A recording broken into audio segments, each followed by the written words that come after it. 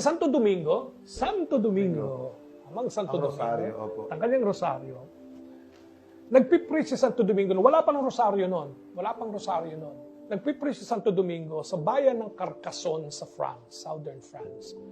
At habang siya nangangaral, yung city ng Carcassonne, ang mga nasa loob ay mga erehe, mga heretics, Albigensian heretics.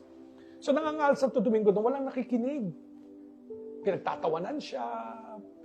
Kaya lumabas si Santo Domingo, parang masama ang loob niya, maba ang kalooban niya dahil yung kanyang pangangaral parang walang patutunguhan. So, ready to give up na siya nang nagpakita sa kanya ang Panginoong Hesukristo. Sinabi sa kanya, ipinagkatiwala ko ang iyong orden sa aking ina. Tapos, nung tumingin si Santo Domingo bago siya